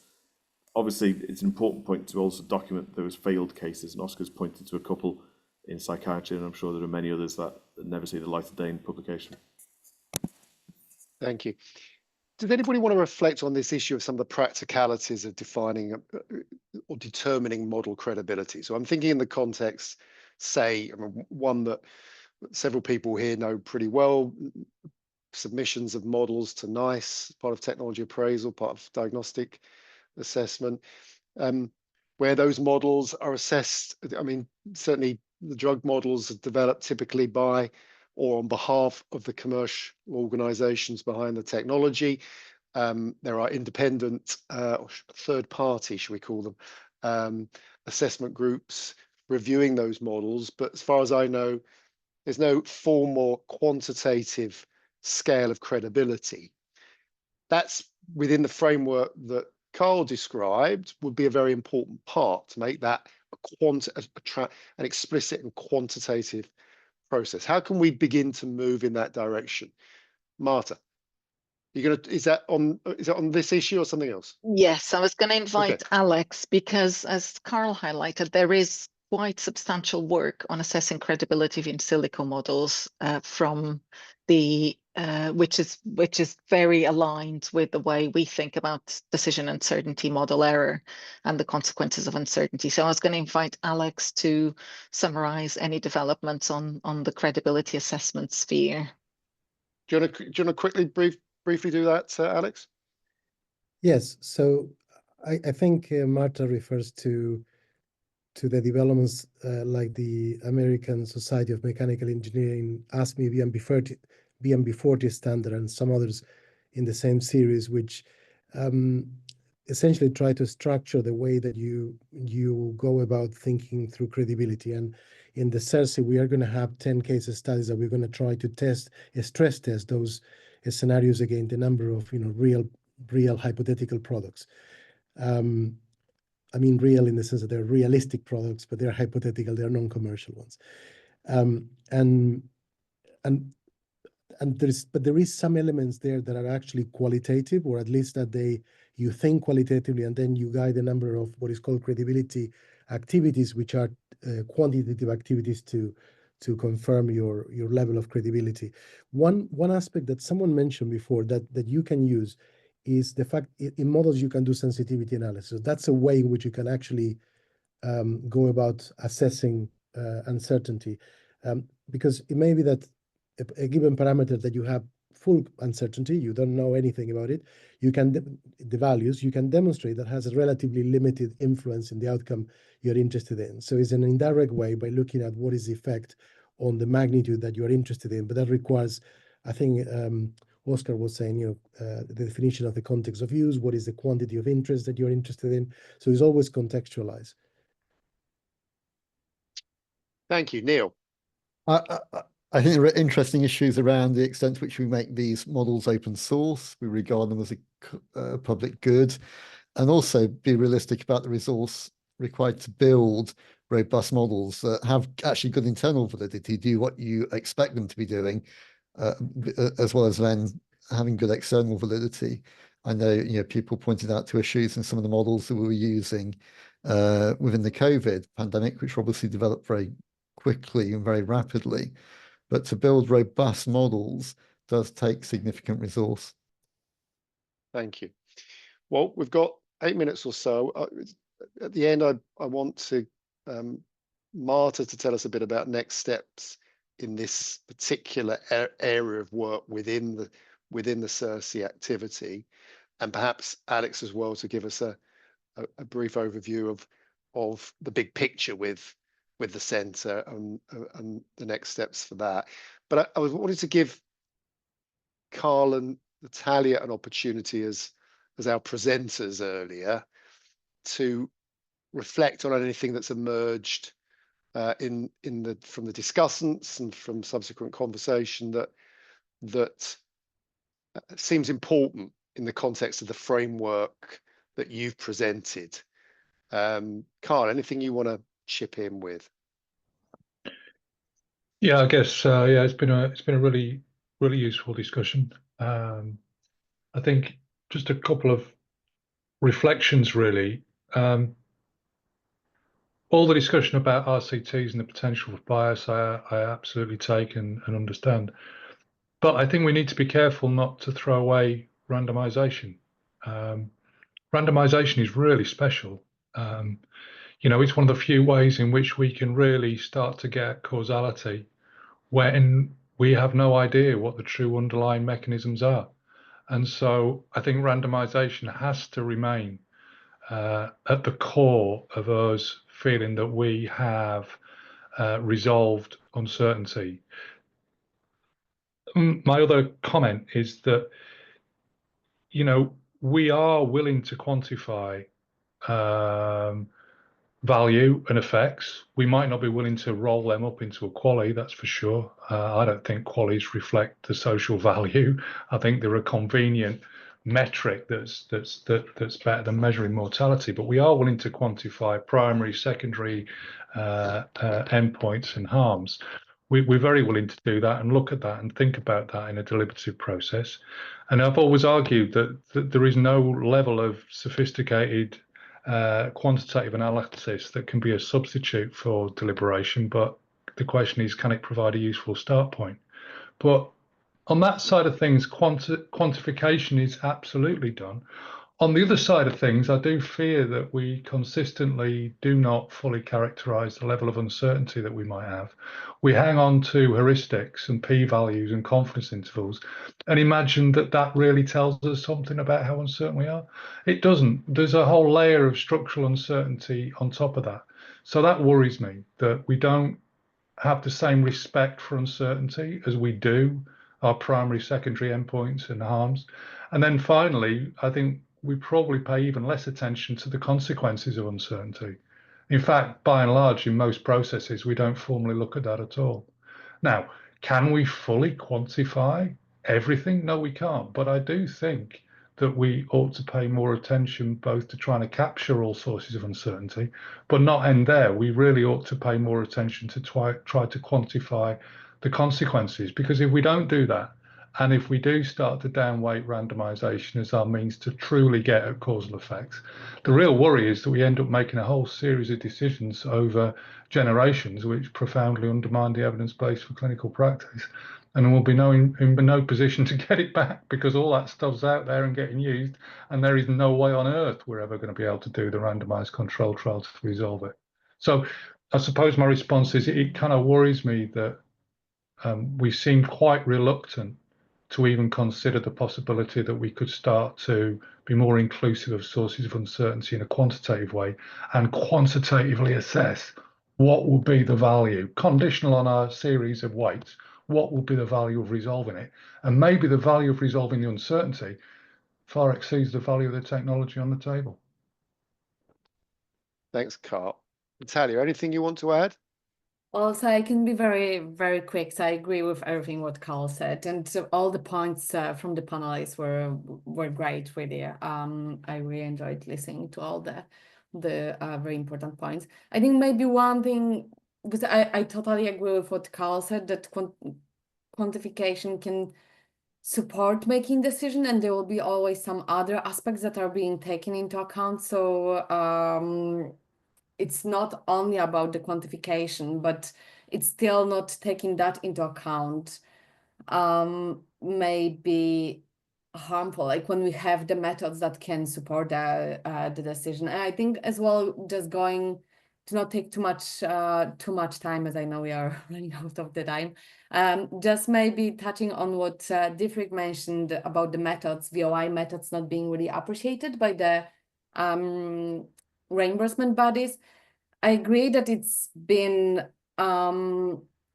it hasn't been as much used as perhaps we would like these methods to be used, but there has been some movement as well. And for example, the Dutch reimbursement body has changed their requirements, and now the guidelines, and now they require VOI as part of their HTA decisions. So I think there has been some movement, and I'm very optimistic. So I hope that there will be more use of VOI in the future to support the decisions. Thank you. So Marta, over to you to very briefly just mention what the next steps are for relating to this sort of stream of activity associated with the workshop. Mark, can I just add a quick kind of commentary as well, a quick point of commentary, if that's very, okay. very quickly, give very me quick. 2 minutes. So I think one of the elements I think that we've discussed, and it's probably, and I think it's worth kind of wrapping up, is that kind of insofar as there is the possibility of evidence not being credible, generalizable, and not of sufficient quality, I think we need to recognize that there's the potential for bias, and that potential for bias generates health consequences to patients if that technology is adopted. So whatever source of evidence we think of, there is a risk to patients if we cannot quantify uncertainty and credibility, generalizability, quality, and the potential for bias. And that applies to any type of evidence for which unbiased causality isn't established. And I think, therefore, kind of the presentation by Carl uses kind of the stylized example where you have observations of your true process and that are unbiased to be able to determine the extent of those unobserved kind of biases imposed by lack of credibility, lack of generalizability, lack of quality. And I think that's a really important point that we need to bear in mind. So in terms of the immediate actions, this is the second time we're kind of running this workshop with a different discussion panel. So that's it gives us quite a useful and broad kind of panel of opinions. And our plan is to write this up as a paper, which hopefully will be published and available soon. So I think that's kind of the most immediate action.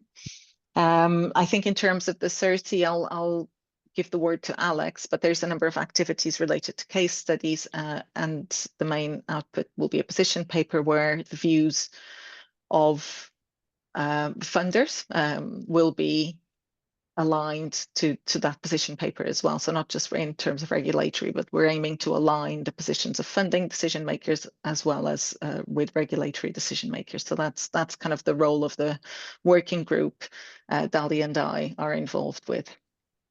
Brilliant. Alex, anything you want to say just to finish off in terms of the broad purpose and next steps for CEiRSI? Well, I would just reinforce that this is the mission that we have all together as a team, is finding ways to be able to deliver faster therapies that are at the same time of higher quality, that don't put people at risk, not only in the use but also in the process, to demonstrate their effectiveness. And that this is the more I've been engaged in this process of the CEiRSI and the 3 years of preparations leading to here, the more that I realize that this is not just a technical aspect. There is a socio-technical consideration that we need to look at what is effectively a complex problem from a number of perspectives, and that's why we are doing all of these different events. If you want to engage with the process and you want to participate, there is going to be, well, these recordings will be made available soon, as much as all the other webinars. And together with that, we are going to release again the links that you have in the chat at the moment that Lara kindly made available to everybody for a number of different mechanisms. If you're interested to be part of any of the working groups, reach out to myself, to Lara, and we will then help you to connect with the group that meets areas of interest. The CEiRSI is an open process, as you see through these events, but also the upcoming pilots that we're going to be running starting in April. And what we are trying to do essentially through a number of case studies and problem-based learn together and figure out basically the space of what we know and the space of what we don't know as well to move things ahead. So thanks to all of you as a panel, but also to all the people listening, and thanks a lot again. Thank you, Alex. Okay, we're now finished. Thank you to the panel for your time and contributions. We had some really important and interesting insights from you today. Thanks for the participants as well. Hope you've enjoyed the session. And just for me to say goodbye to everyone. Thank you very much.